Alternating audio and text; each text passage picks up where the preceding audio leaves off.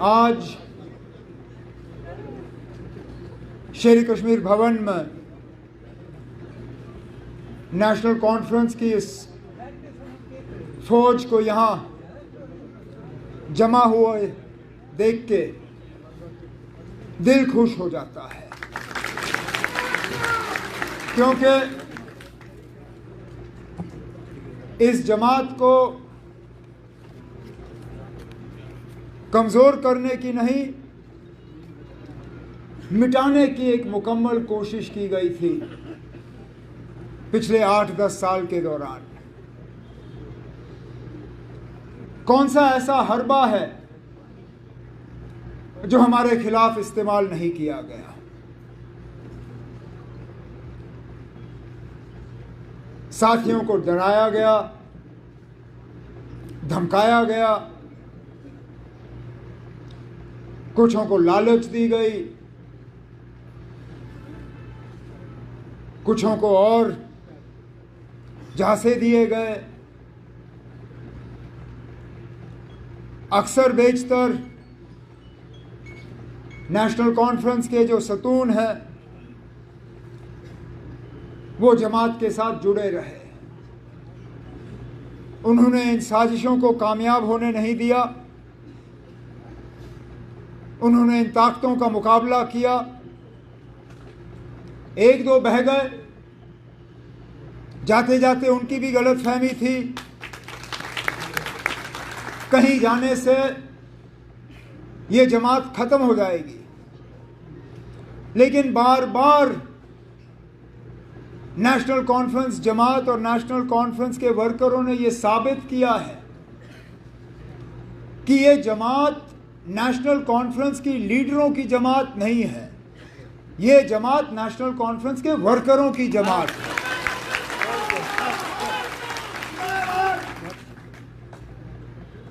हमें ताकत national conference की ऊपर की सतह की क़यादत से नहीं मिलता। हमें ताकत मिलता है पहले अल्लाह ताला से, भगवान से, वाहेगुरु से। उसके बाद ताकत मिलता है जम्मू कश्मीर की आवाम से और नेशनल कॉन्फ्रेंस के वर्कर से। ये इस बात का नतीजा है कि हमारा काडर मजबूत है, कि इस जमात ने तमाम तूफानों का जो है सामना किया।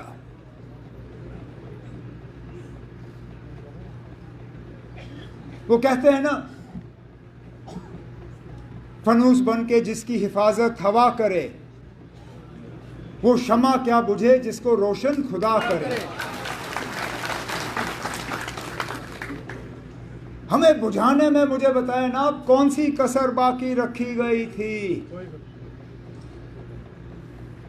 लेकिन कोई सोच भी नहीं सकता था कि इलेक्शन के बाद ये नतीजा होगा। और मैं जम्मू कश्मीर के लोगों को आज इस स्टेज के माध्यम से सलाम करना चाहता हूं, जिस तरह उन्होंने अपने वोटों का इस्तेमाल किया और समझदारी से अपने नुमाइंदे चुने। अब क्या हमें और सीटें मिल सकती थी? बिल्कुल। क्या हम उम्मीद कर रहे थे कि इससे ज्यादा हो? शायद अपने से नहीं, लेकिन दूसरों से। लेकिन एक एक सीट जो आज हमारे पास है, मैं उसके लिए दिल की गहराइयों से जम्मू कश्मीर के वोटरों का शुक्रगुजार हूं। और उसके बाद जो इंडिपेंडेंट एमएलए जीत के आए और फौरी तौर बिना कोई शर्त रखे हुए अपने लिए हमारे इस कारवां के साथ जुड़ गए और हमारी मदद करने निकले, जिसमें हमारे बनी के एमएलए डॉक्टर रणेश्वर सिंह जी भी यहां बैठे हैं।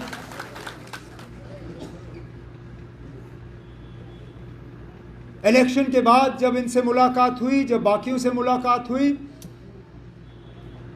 इनमें से एक ने भी अपने लिए नहीं मांगा।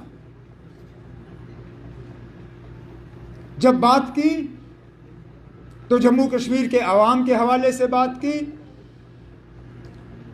अपने असेंबली सेगमेंट के हवाले से बात की, अपने डिस्ट्रिक्ट के हवाले से बात की और कहा कि लोगों के जो मुतालबे हैं, मुश्किलात हैं, उनका अब हल होना चाहिए। हम बेसब्री से इस दिन का इंतज़ार करते रहे। 2018 में लोगों की चुनी हुई हुकूमत जब चली गई तो तब से लेके आज तक लोगों ने दरबदर की ठोकरें खाई, मुसीबतों का सामना किया, उनकी आवाज़ कहीं पहुंची नहीं। मायूसी, परेशानी, दुख, दर्द। लेकिन आज मैं जम्मू कश्मीर के लोगों को ये यकीन दिलाना चाहता हूं कि अब आपकी सुनवाई होगी, इंशाअल्लाह। आपकी आवाज़ अंधेरे में गायब नहीं होगी, आपके मुतालबे नहीं रहेंगे, आपके मुश्किलात जो हैं इंशाअल्लाह आगे जाके उन मुश्किलात को हम हल करके ही अपने आप को दोबारा लोगों के सामने पेश करेंगे। इलेक्शन के नतीजे निकले ही नहीं थे कि हमारे कुछ मेहरबान ये शोशा डालना शुरू कर गए थे कि जनाब जम्मू का कुछ नहीं होगा, जम्मू को नज़रअंदाज किया जाएगा, जम्मू को सज़ा दी जाएगी कि उन्होंने नेशनल कॉन्फ्रेंस के उम्मीदवार या कांग्रेस के उम्मीदवार को यहां से चुना नहीं। और मैंने पहले दिन से कहा, मैंने कहा यह हुकूमत सबकी होगी, इसमें नुमाइंदे सबके होंगे, इसमें आवाज़ सबकी होगी और हम खिदमत सिर्फ उन लोगों की नहीं करेंगे जिन्होंने नेशनल कॉन्फ्रेंस या अलायंस को वोट दिए। हम अगर खिदमत करेंगे तो पूरे जम्मू कश्मीर की आवाम की खिदमत करेंगे। डिप्टी सीएम बनाना कोई मजबूरी नहीं थी ना। इससे पहले भी जम्मू के डिप्टी सीएम बने हैं, लेकिन वो कोalition में मजबूरी की वजह। मुफ्ती मोहम्मद सैयद साहब अल्लाह मगफिरत करे उन्हें, जब वो वजीर आला बने तो कांग्रेस के साथ उनका अलायंस था, अलायंस को उन्होंने ओहदे देने थे। मंगत राज शर्मा जी डिप्टी सीएम बने। जब गुलाम नबी आज़ाद साहब जम्मू से सीएम बने, डिप्टी सीएम बनाना था, कश्मीर को डिप्टी सीएम का दर्जा मिला। जब 6 साल मेरी हुकूमत चली, वज़ीर आला के तौर पे मैंने जम्मू कश्मीर की खिदमत की। अलायंस की मजबूरी थी कि ताराचंद जी को हम डिप्टी सीएम बनाएं। इस बार फिलहाल कांग्रेस ने अभी तक मिनिस्ट्री में जो है शामिल होने का जो है कोई फैसला लिया नहीं है, लेकिन हमने तब भी डिप्टी सीएम बनाया और डिप्टी सीएम भी उसी पार्टी का जिस पार्टी का सीएम। ये उन लोगों के लिए जवाब है जो पिछले इलेक्शन में नेशनल कॉन्फ्रेंस के खिलाफ उंगली उठा के कहते थे कि ये मुसलमानों की पार्टी है, इस पार्टी में मुसलमानों के अलावा किसी के लिए जगह नहीं। कहते थे ये कश्मीरियों की जमात है, यहां जम्मू का कोई नहीं होगा। कहते थे ये खानदानी राज वाले लोग हैं, इनको खानदान के अलावा कुछ दिखता नहीं। जब डिप्टी सीएम बनाना था, जम्मू से बनाया, हिंदू बनाया और मेरे खानदान से उसका कोई लेना देना नहीं है।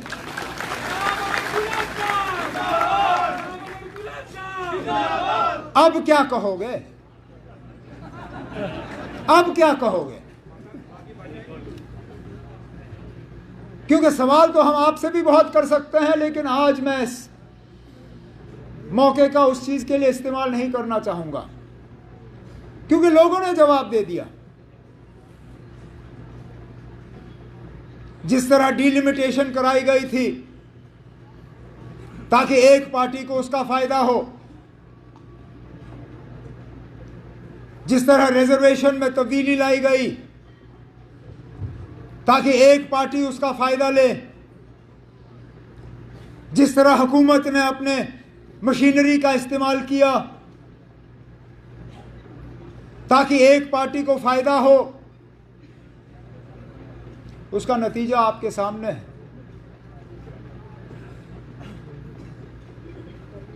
मतलब ये कि ये तमाम हरबे जो हैं ये आपको इलेक्शन तक पहुंचा सकती हैं, लेकिन इलेक्शन जितवा नहीं सकती।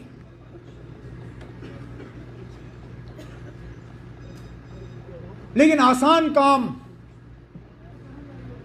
मुझे लगता है हमने कर दिया है यहां तक पहुंच के। अब हमारे लिए मुश्किल काम शुरू हो जाता है, क्योंकि हमने लोगों की उम्मीदों के बराबर उतर आना है।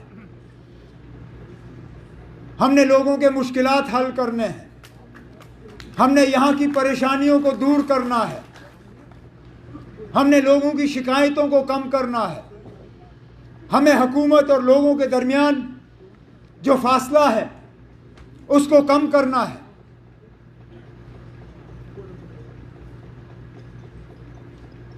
अब सदोत्रा साहब ने अपनी तकरीर में जम्मू के हवाले से बहुत सी बातें की कि ये भी मुद्दा है, ये भी है, ये लोग इस बात पे नाराज हैं, उस बात पे नाराज हैं। लेकिन मैं मजबूर होता हूं पूछने पे, ना अब ये नाराजगी पोलिंग बूथ में हमें नजर क्यों नहीं आई?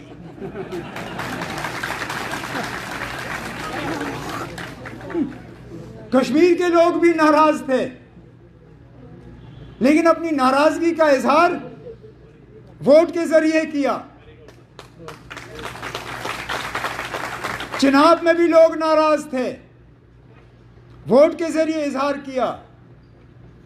रजौरी पुंछ में भी नाराज थे। डिलिमिटेशन, रिजर्वेशन, सब चीजों को एक तरफ रख के वोट के जरिए अपनी नाराजगी को वहां पे दर्ज किया। कहने के लिए तो हम सुनते हैं कि जम्मू वाले भी नाराज हैं।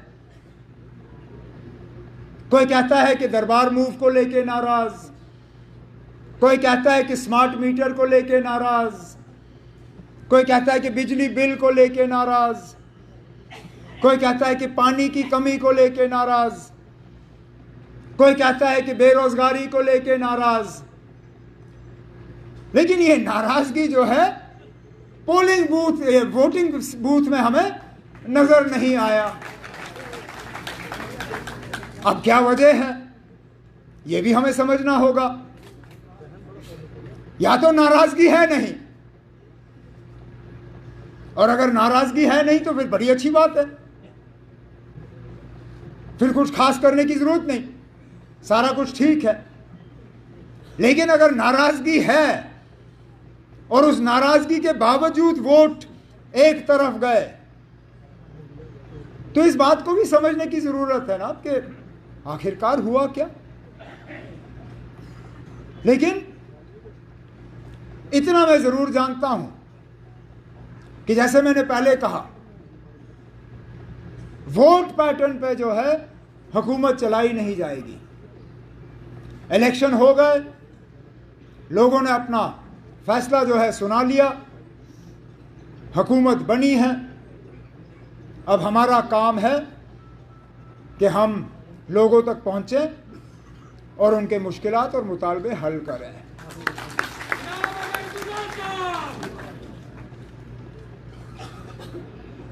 हमारे पार्टी के वर्करों की भी बहुत उम्मीदें हैं। 10 साल हो गए ना अब आपको सेक्रेटरीट गए हुए, 10 साल हो गए आपको किसी डीसी के दफ्तर में गए हुए। मेरी सिर्फ आपसे मोहतबाना गुजारिश है कि फर्स्ट डे फर्स्ट शो मत करना ना। 5 साल हैं हमारे पास, 1-2 हफ्ते अफसरों को भी थोड़ी आदत डालने दीजिए कि अब लोगों की चुनी हुई हुकूमत आ गई है। अब फैसले बिना लोगों की राय हासिल किए हुए सेक्रेटरीट या अफसरों के दफ्तरों में नहीं लिए जाएंगे।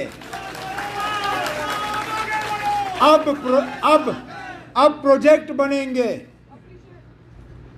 अब डीपीआर बनेंगे, अब पैसे रिलीज होंगे, तब के लोग ये चाहेंगे कि फलाना काम जो है उनके इलाके में होने चाहिए। मैंने पहले ही सेक्रेटरीट में अफसरों से कहा हुआ है कि खासकर जो पंचायतों के प्रोजेक्ट बने इस साल, जो ब्लॉक के बने, जो डीडीसी के बने, जिनमें लोगों के नुमाइंदों की राय नहीं ली गई, चाहे वो डिस्ट्रिक्ट के लेवल पे हमारे चेयरपर्सन शमशाद शान क्यों ना हो, पूजा ठाकुर जी क्यों ना हो, बाकी क्यों ना हो, हमारे एमएलए हजरात, चाहे डॉक्टर रमेश्वर सिंह जी हों, सजाद शाहीन साहब हों, राजू साहब हों, जावेद साहब हों, बाकी हैं। अब मैं इनसे गुजारिश करूंगा कि मेहरबानी करके उन सब कामों को आप रिव्यू करके देख लीजिए कि क्या वाकई ये लोगों के मतलब के काम हैं, तब जाके ये उठने चाहिए और तब जाके इन पे अमल होना चाहिए।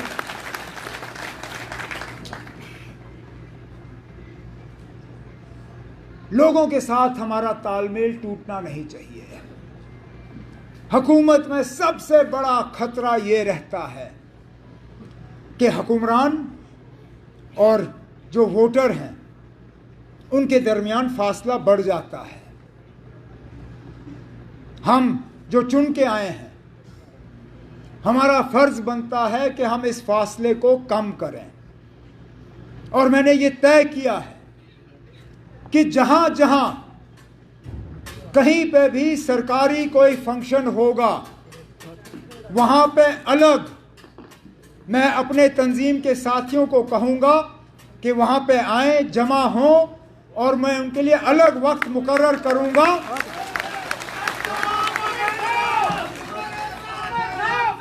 उनके लिए अलग वक्त मुकर्रर करूंगा ताकि अपने साथियों के साथ बैठ के मुझे वहां पे ज़मीन की जो असलियत है उसका पता चले, और इससे फिर अफसरों को भी एहसास होगा कि यहाँ कम्युनिकेशन जो है वो सिर्फ अफसरों के ज़रिए नहीं बल्कि यहाँ ज़मीन से जुड़े हुए जो लोग हैं उनके ज़रिए हो रहा है।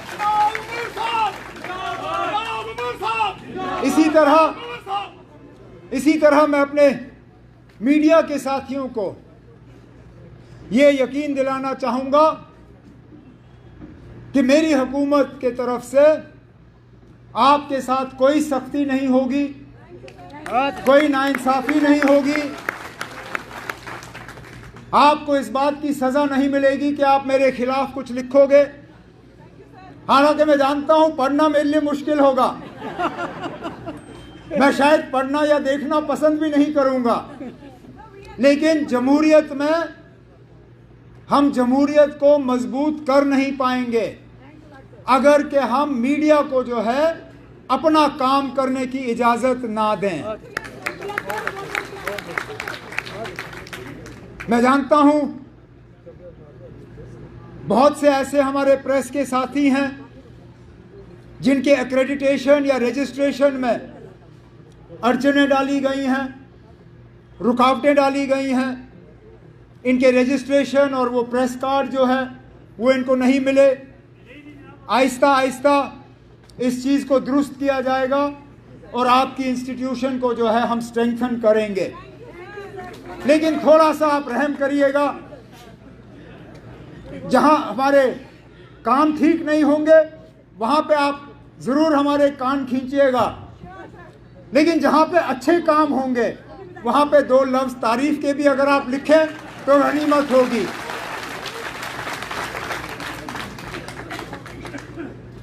इस साल हमने सियासत के अलावा कुछ नहीं किया, थक गए ना। इलेक्शन लड़ के परेशान हो गए। साल शुरू हुआ तो पार्लियामेंट की तैयारी की, पार्लियामेंट हुए, कुछ नतीजे ऊपर नीचे, मेरा तो ज्यादा ही नीचे था। उस वक्त समझ नहीं आ रहा था कि उठूंगा कैसे, लेकिन अल्लाह ताला का करना देखे ना। अब मुझे उस वक्त साथी कहते थे कि इसमें भी कुछ अच्छा होगा, मैं कहता था हाँ होगा, लेकिन अंदर अंदर से मैं सोचता था क्या अच्छा हो सकता है ना, अभी तो इलेक्शन हारा हूं, इसमें अच्छाई कहां होगी। लेकिन देखे ना क्या, उस वक्त कई सारे ऐसे थे अफसर, बाकी दोस्त, जिनको लगा होगा ना खत्म, गए, मोकलियो, जाओ नाप लो रास्ता। अब वो लोग जिन्होंने 5 साल सलाम का जवाब नहीं दिया, माशाअल्लाह, आज जनाब वो मुझे मैसेज करते हुए थकते नहीं हैं।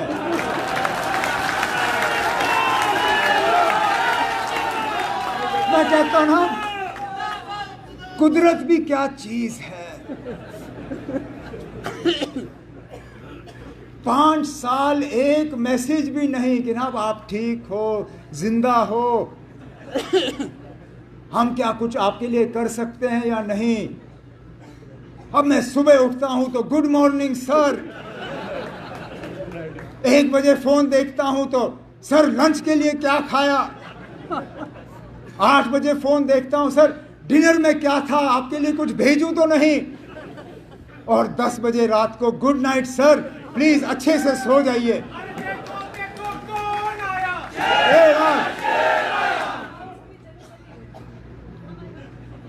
लेकिन ये चीजें हमारे दिमाग को, इन पे इनका असर नहीं पड़ना चाहिए, क्योंकि अगर हम में घमंड आया,